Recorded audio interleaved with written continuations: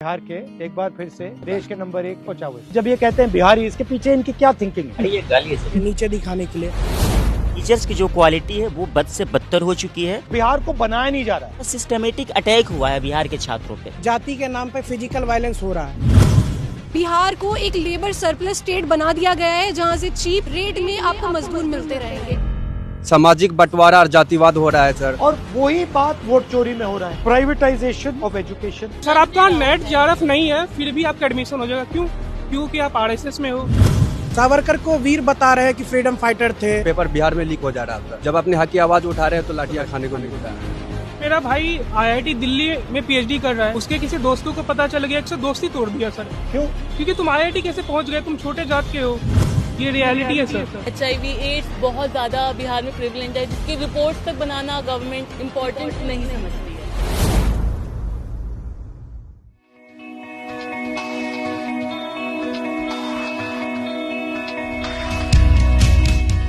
Hello. How are you? Everybody studying in Delhi? How nice. All from Bihar? Nice to meet you. Hello sir, it's an honor meeting. Nice to meet you. क्या discuss करना है आज? बिहार एक समय में Patna university, वहाँ का Mithila university एक समय ऐसा हुआ करता कि उसको ईस्ट का ऑक्सफोर्ड कहा जाता था। आज समय उसकी इतनी हालत खराब है कि वहाँ पे सब छोड़ के दिल्ली में आके पढ़ाई कर रहे हैं। दूसरा कोई नया यूनिवर्सिटी नहीं बनने, इसका कारण क्या है? बेसिकली सरकार है। तो हम यही चाहते हैं कि क्या महाकर्म सरकार आने के बाद बिहार का क्या पटना यूनिवर्सिटी फिर से वो ऑक्सफोर्ड बनेगा ईस्ट का, ताकि हम जाए छात्रों को बिहार से इतने दूर आके ना पढ़ना पड़े। हम लोग यहाँ पे तो बहुत बुरी कंडीशन में रहते हैं। 15,000 20,000 हमको रेंट देना पड़ता है। कोई रेंट कंट्रोल एक्ट नहीं है हम लोगों के लिए। पापा क्या करते हैं आपके? मेरे फादर नहीं है, मेरे ब्रदर फैक्ट्री में वर्कर हैं गुजरात में। मजबूरी में यहाँ पढ़ने आ रहे हैं। हमारे माता पिता ने पैसा नहीं पढ़ा दिया, पर हम वो जानते हैं कि बिहार में पढ़ के हमारे को भविष्य नहीं है। आप में से कितने लोग सोचते हैं जो आप दिल्ली में आए हो, आपकी चॉइस थी दिल्ली में आना या आप एक प्रकार से फोर्स हुए हो दिल्ली में आना? फोर्स्ड ही है सर। ठीक है, तो एक तो सबसे पहली वजह यह है कि वहाँ पर स्कूल्स की जो व्यवस्था है बहुत ख़राब है, बहुत बुरी हालत है। एक तो सरकारी स्कूल जितने हैं वहाँ पर अगर आप जाएंगे तो टीचर्स की जो क्वालिटी है वो बद से बदतर हो चुकी है। और जो वहाँ पर अगर 8वीं क्लास के बाद 10वीं क्लास में अगर कोई लड़की पढ़ने के लिए जाती है तो उसको 10वीं क्लास में जाने के बाद 11वीं क्लास में अगर उसको अपना एडमिशन लेना होता है तो फॉर्म के नाम पर 1200 रुपया आज भी लिए जाते हैं सरकारी स्कूल में, जबकि एक पैसा नहीं लगता उस फॉर्म का। और वहाँ का टीचर प्रिंसिपल ये कहता है कि अगर आप ये पैसे नहीं देंगे तो आपका एडमिशन नहीं लिया जाएगा। वहाँ से होता ये है कि वहाँ पर उनको ड्रॉप आउट करना पड़ता है। दूसरी चीज़ ये है कि हायर एजुकेशन की बात करेंगे तो हमारे बिहार में हायर एजुकेशन की ये हालत है कि 5 साल में BA होता है। मैं गोपालगंज बिहार से आता हूँ। हमारे यहाँ सारण कमिश्नरी में छपरा ज़िला आता है। छपरा में एक JP यूनिवर्सिटी है जहाँ पर 5 साल में BA कंप्लीट होती है। लोग कहते हैं आप छपरा से आपने BA किया है, अच्छा तब तो नौकरी नहीं मिलेगी। एक तो बेरोज़गारी की हालत पूरे देश में वैसी ही है। पूरा का पूरा सिस्टमेटिक अटैक हुआ है बिहार के छात्रों पे, ठीक है, जिसका इलाज मेरे ख्याल से सारी पॉलिटिकल पार्टीज़ को सोचने की ज़रूरत है। सर फोर्स है। अगर आपको बिहार में यही सुविधा मिल जाती तो आप खुशी से वहाँ रहते? बिल्कुल सर। आपको क्या लगता है बिहार में हिंसा ज़्यादा है या दिल्ली में? हम देखते हैं बिहार में या यूपी में कैसे जाति के नाम पे फिजिकल वायलेंस हो रहा है। और जब हम दिल्ली आते पढ़ने के लिए कैंपस में, यहाँ पे हमारे साथ जो वो मेंटली वायलेंस हो रहा है, जो डिस्क्रिमिनेशन। हाँ, कि आप बिहार के हो, आप यहाँ क्यों आए, और आप सर, ऐसे हो वो मतलब ये गाली है। बिहारी वर्ड तो है ही हमें वो करने के लिए, नीचे दिखाने के लिए। बिहार ये गाली से यूज किया जाता है यहाँ पे यूनिवर्सिटियों में। मतलब जब ये कहते हैं बिहारी, इसके पीछे इनकी क्या थिंकिंग है? जो नहीं आपने कहा जो वर्किंग क्लास, जो हमारे यहाँ के नौकर, कि हमसे नीचे हो। सर बिहारी ये आप सबको लगता है? So there is one another issue I want to highlight, that is the negative profiling of the state of Bihar. जैसे कि मैं गया से आती हूँ, तो as we all know Gaya ji is one of the hub for Buddhist cultural economy and everyone in Bihar knows about Gaya. लेकिन यही चीज़ जब मैं किसी दिल्ली में किसी को बोलती हूँ कि मैं गया से आती हूँ तो उन्हें पता ही नहीं है कि गया क्या है। गया जहाँ पे बुद्धा ने एनलाइटनमेंट, इग्नोरेंस है ना, इग्नोरेंस है, उनको पता ही नहीं है। क्योंकि वहाँ पे जितने फॉरेन टूरिस्ट आते हैं उतने गोवा जैसे जगह पे भी नहीं जाते हैं। इतना ज़्यादा फॉरेन टूरिस्ट का हमें देखने को मिलता है गया में, लेकिन इस पे सरकार ने कुछ भी काम नहीं किया। फिर और भी कई सारी ज़िले हैं बिहार में जिस पे बहुत काम किया जा सकता है।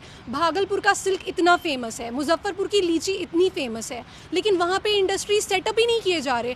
हर अगले इलेक्शन में आते हैं पॉलिटिकल लीडर्स और वो बोल देते हैं कि आपके अकाउंट में 10,000 चला जाएगा, आपके अकाउंट में इतना डीबीटी डायरेक्ट बेनिफिट ट्रांसफ़र हो जाएगा, और इस तरीके से बिहार को एक लेबर सरप्लस स्टेट बना दिया गया है जहां से चीप रेट में आपको मजदूर मिलते रहेंगे। जैसे मैं अभी यात्रा में बिहार गया और मुझे क्या लग रहा था कि जितनी नेचुरल इंटेलिजेंस मैंने वहां देखी वो और कहीं नहीं, बट स्ट्रक्चर बिल्कुल फेल्ड है। एक साथ बिहार को बनाया नहीं जा रहा है। कैपेबिलिटी बहुत है सर, जो कैपेबिलिटीज़ है हमारी उसको भी अब ख़त्म किया जा रहा है। जैसे मैं आपको बताता हूँ कि बिहार में अगर आप मजदूरी दर देख लें, अगर एक मजदूर एक दिन का काम करता है तो उसको 400 साढ़े 400 रुपया मिल रहा है। अब बताइए कि क्या एक आदमी जो एक परिवार है उसका 400 साढ़े 400 रुपये में खर्च चल जाएगा एक दिन का? नहीं चल पाता है, जिसके कारण उसके जो बच्चे हैं उनको भी काम करना पड़ रहा है, और इसके कारण वो हायर एजुकेशन तो छोड़िए, प्राइमरी एजुकेशन भी नहीं ले पा रहे हैं। तो प्राइमरी एजुकेशन को ख़त्म करना, ये मतलब कि हमारी कैपेबिलिटीज़ को कम ही एक तरह से उस पर हमला करना है। ये मतलब कि केंद्र सरकार के द्वारा भी हो रहा है और राज्य सरकार के द्वारा भी, दोनों मिलकर ये कर रहे हैं। Privatisation of education, privatisation of health care, privatisation of public sector, इसके आप खिलाफ हैं या इसको सपोर्ट करते हैं? तो आपको लगता है कि सरकार का फोकस एजुकेशन पे, हेल्थ केयर पे, बेसिक इंफ्रास्ट्रक्चर पे होना चाहिए? जी सर, बिल्कुल सर। आपने देखा है कि नेशनल एजुकेशन में 2020 आया, उसने किस तरह हमारे इंस्टीट्यूट को बर्बाद किया है। ऑटोनमस बॉडी बना दिया है। हंसा कॉलेज में शादियाँ होती हैं सर किराए पर, हॉल देके, वहाँ पे ग्राउंड देके। मैं बता रहा हूँ, दिल्ली स्कूल ऑफ जर्नलिज्म जो देश का टॉप यूनिवर्सिटी है जर्नलिज्म का, उसकी फीस सर 80,000 रुपये है।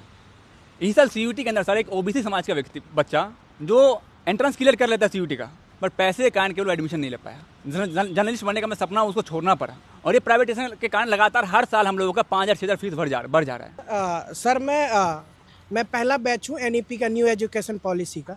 मैं हिंदी ऑनर्स कर रहा हूँ। हिंदी को छोड़ के बाकी 4 और सब्जेक्ट पढ़ाएंगे। योगा हो गया, या सावरकर के बारे में पढ़ा रहे हैं। योगा, क्या कह रहे हैं उसके बारे में? सावरकर को वीर बता रहे हैं कि फ्रीडम फाइटर थे, भगत सिंह ने उनसे सीखा था, ये सब कुछ बता रहे, एक नायक की तरह उसको दिखा रहे हैं। तो जो आप जिस चीज़ में स्पेशलाइजेशन लेने जा रहे हो, आप पॉलिटिकल साइंस पढ़ रहे हो, पॉलिटिकल साइंस को छोड़ के बाकी जितनी फालतू चीज़ें वो पढ़ाते हैं, फिर हर सेमेस्टर वो चेंज होता है, जिससे कि आपके पास एक डीप नॉलेज मतलब आप बना ना पाओ, और जाके आप सरकार से बार्गेन ना कर पाओ कि मुझे इस सेक्टर में नौकरी चाहिए। कि नॉलेज को डिस्ट्रॉय किया जा रहा है, बट इसलिए डिस्ट्रॉय किया जा रहा है कि आप अपना हक ना मानो, बिल्कुल ना मांगो। और ये जो डिस्क्रिमिनेशन है, ये होता कैसे? करते मतलब एक तो आपको सीधा कह दिया कि यार बिहारी हो, बट और सोफिस्टिकेटेड तरीके से भी होता है कि आपको मतलब जगह नहीं मिल रही है, जॉब नहीं मिल रहा है, इंटरव्यू में। सर मेरा भाई IIT दिल्ली में PhD कर रहा है, उसके किसी दोस्तों को पता चल गया कि वो PhD में IIT दिल्ली पहुंच गया, उससे दोस्ती तोड़ दिया सर, ना बात करना ना कुछ। क्यों?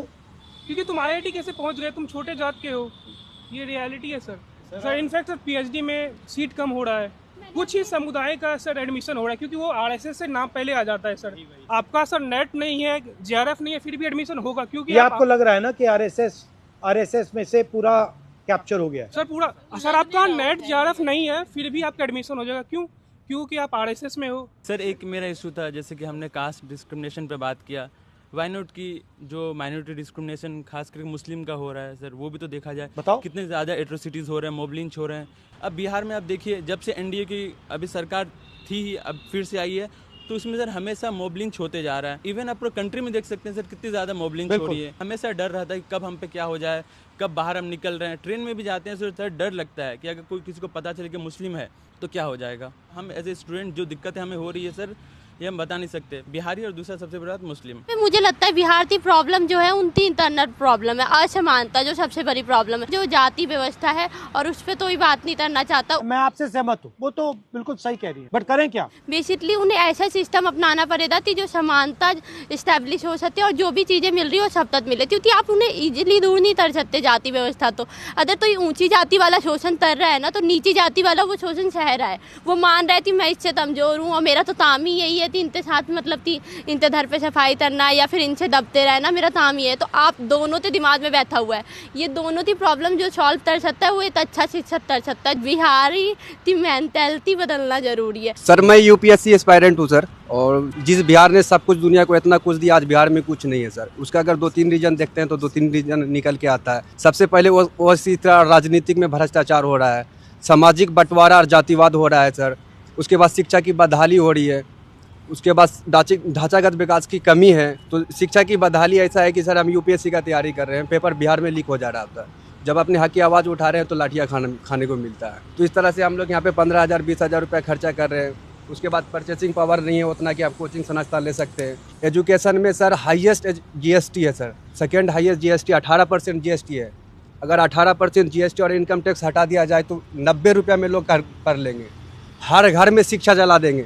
ये एक प्रकार से आपके हक को छीनने का तरीका है। बिल्कुल सर, बिल्कुल। और वही बात वोट चोरी में हो रहा है, वोट चोरी में हो रहा है, पेपर लीक की आवाज में हो रहा है। अच्छा, राजनीति में आपकी मुझसे क्या एक्सपेक्टेशन है? अगर मुझे 2-3 चीजों पे फोकस करना है बिहार में, तो मुझे किन चीजों पे फोकस करना चाहिए और क्या करना चाहिए? सर मेनली पैट्रियार्की और जो लड़कियों की शिक्षा है वो बहुत बड़ा इशू है।